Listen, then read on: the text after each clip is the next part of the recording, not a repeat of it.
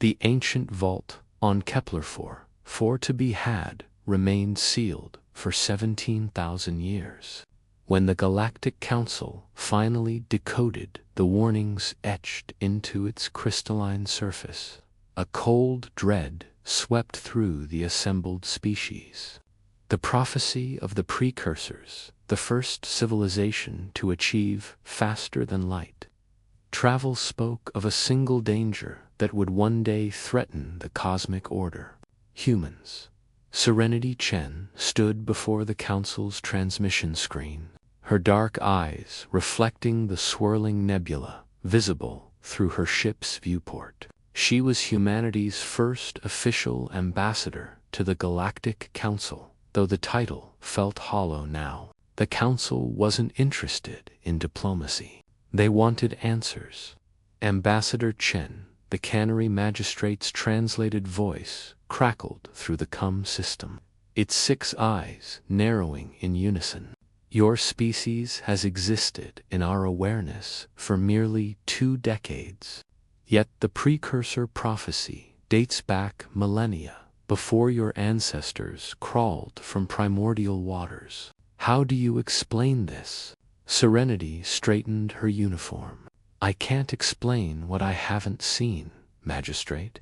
Perhaps you could share this prophecy. A pause. The council chamber, located on the neutral world of Axis Prime, filled with murmurs from dozens of alien species. Finally, the magistrate spoke. Very well.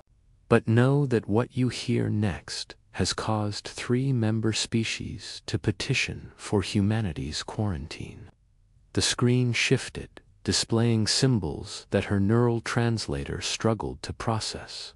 Then, in stilted galactic standard, the words appeared: from the 3rd spiral's edge, from waters of their birth, shall emerge the unpredictable ones. They will carry no natural weapons, yet wield all weapons.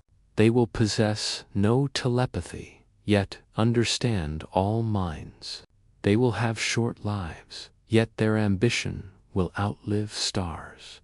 They are endurance made flesh, curiosity made manifest, and chaos bound in mortal form.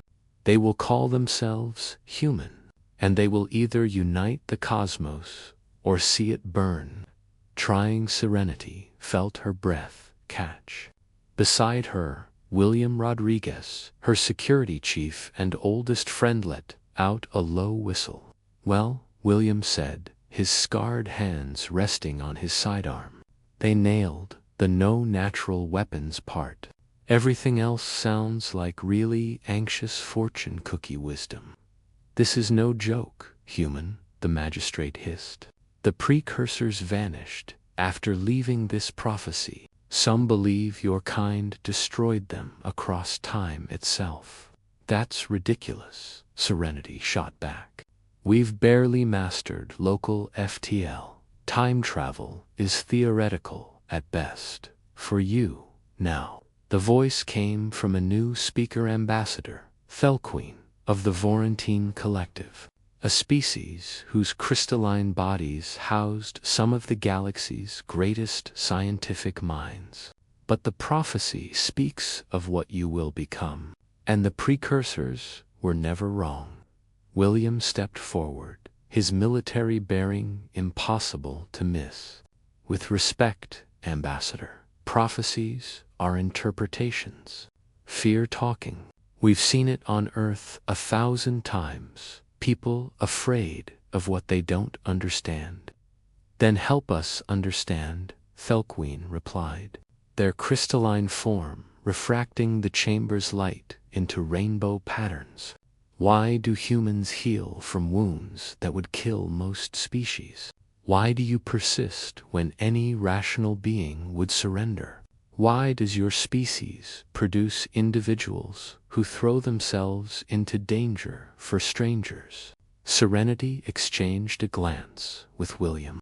They both knew the answer, even if they'd never articulated it before. Because giving up isn't in our nature, she said quietly.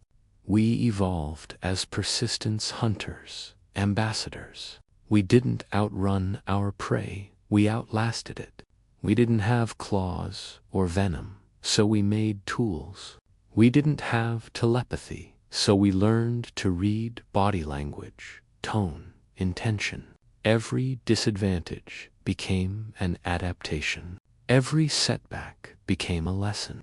And that, the magistrate said, is precisely what the prophecy warned us about. Your species doesn't accept limitations. You see barriers as challenges. The precursors predicted you would either revolutionize the galaxy or destabilize it completely. Maybe both, William interjected. Look, I get it. We're the new kids, and we're weird. We cry when we're happy, laugh when we're scared, and run toward explosions while everyone else runs away. But that same craziness, it's why we've survived extinction-level events, ice ages, and our own worst impulses.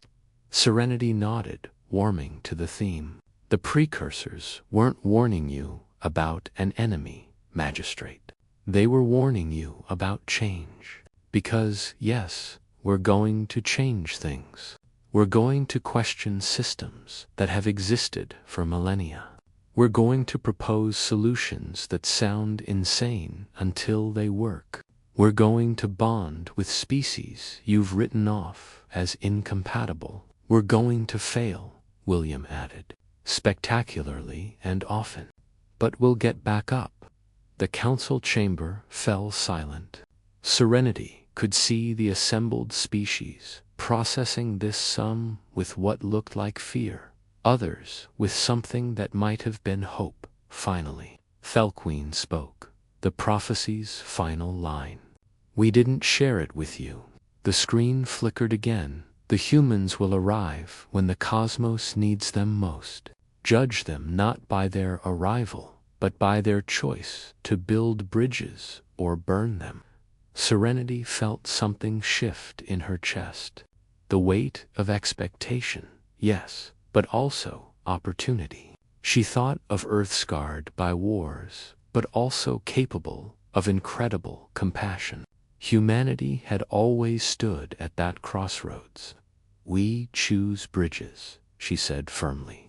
We choose to build them with you, not despite you.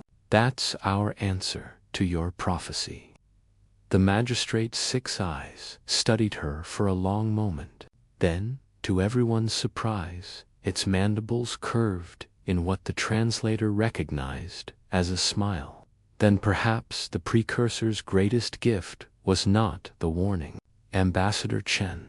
Perhaps it was the hope that someday someone would arrive who was strange enough, stubborn enough, and optimistic enough to unite us all. William grinned.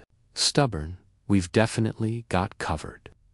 As the council session ended and Serenity's ship departed Axis Prime, she stared out at the stars' countless worlds, infinite possibilities. The prophecy hadn't been a death sentence. It had been an invitation, and humanity had always been very good at accepting invitations to the impossible behind her. William raised a coffee cup filled with the station's terrible synthetic bruin, a mock toast to being the danger everyone was worried about, he said. Serenity clinked her own cup against his. To proving them right in all the best ways.